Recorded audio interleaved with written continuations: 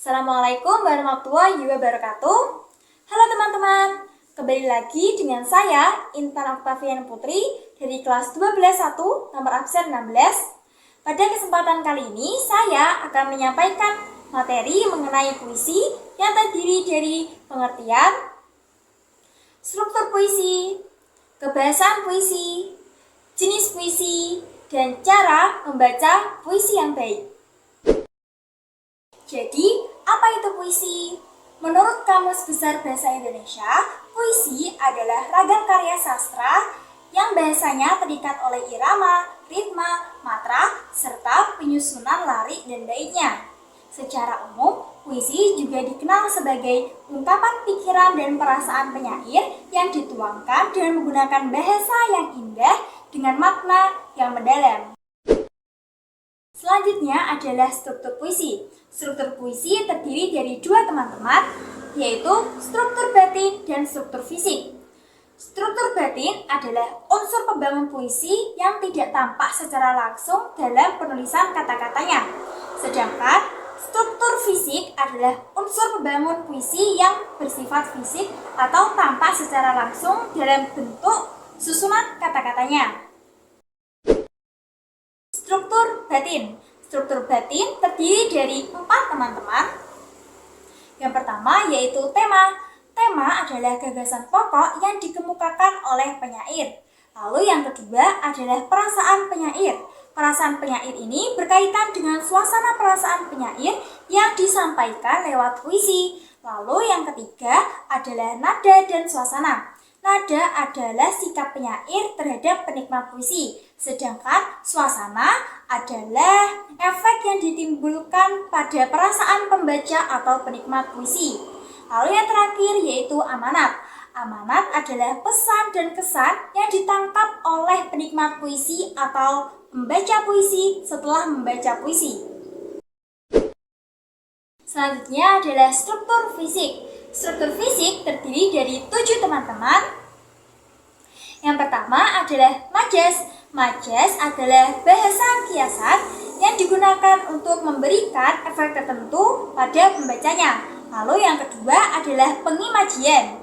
Pengimajian adalah kata atau susunan kata yang dapat memberikan efek hayalan atau imajian pada diri pembacanya, di mana pembaca seolah-olah seperti merasakan, melihat, bahkan mendengarkan apa yang diungkapkan oleh penyair. Lalu yang ketiga adalah kata konotasi.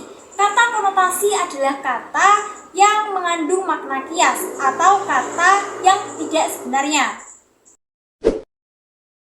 Lalu yang keempat adalah rima. Rima adalah pengulangan bunyi yang terdapat di dalam kata atau suku kata yang terletak pada akhir puisi. Lalu yang kelima adalah kata berlambang. Kata berlambang adalah kata yang menjadi tanda bahwa ia menyimpan makna tertentu pada suatu puisi atau kata yang mengandung makna mendalam. Lalu yang keenam adalah diksi. Diksi adalah pemilihan kata yang tepat dan selaras dalam penggunaannya untuk menyampaikan gagasan tertentu guna memperoleh efek tertentu. Yang terakhir adalah tipografi. Tipografi dalam puisi adalah seni atau teknik penataan huruf, kata, atau baris yang ada di dalam puisi. Tujuan dari tipografi adalah untuk memberikan pengaruh tambahan pada makna atau ekspresi keseluruhan. Selanjutnya adalah kaidah kebahasaan yang ada di dalam puisi, terdiri dari 5. Yang pertama adalah penggunaan kata khas seperti kata-kata perlambangan, makna kias, dan persamaan bunyi. Lalu yang kedua adalah pemadatan bahasa supaya kata-kata yang ada di dalam puisi memberikan makna tertentu bagi pembacanya. Lalu yang ketiga adalah penggunaan kata konkret untuk menggambarkan sesuatu lebih berwujud. Lalu yang keempat adalah penggunaan imaji untuk memperjelas sesuatu yang digambarkan oleh penyair. Lalu yang kelima adalah penggunaan irama seperti pengulangan kata, frasa, bunyi, dan kalimat.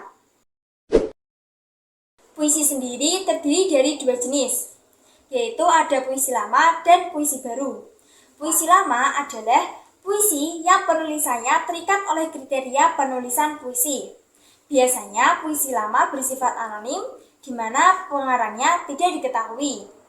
Contoh dari puisi lama itu seperti pantun, syair, gurindam, mantra, talibun, seloka, dan karmina. Lalu yang kedua adalah puisi baru. Puisi baru ini penulisannya tidak lagi terikat oleh aturan seperti jumlah baris, irama, dan ikatan lain yang biasanya digunakan dalam puisi lama. Lalu untuk pengarangnya sudah diketahui, contohnya seperti Hairil Anwar. Selanjutnya adalah cara membaca puisi yang baik, terdiri dari 5. Yang pertama adalah ekspresi berupa mimi wajah dan penjualan puisi. Lalu yang kedua adalah kinesik. Kinesik berupa gerakan tubuh yang sesuai dengan puisi yang dibacakan. Lalu yang ketiga adalah artikulasi berupa kejelasan dan ketepatan pada saat pelafalan kata. Lalu yang keempat adalah irama berupa panjang pendek, tinggi rendah, dan keras lembutnya suara. Lalu yang kelima dan yang terakhir adalah intonasi dan penekanan kata. Itu tadi adalah materi mengenai puisi yang bisa saya sampaikan. Terima kasih dan mohon maaf apabila ada kesalahan kata. Wassalamualaikum warahmatullahi wabarakatuh.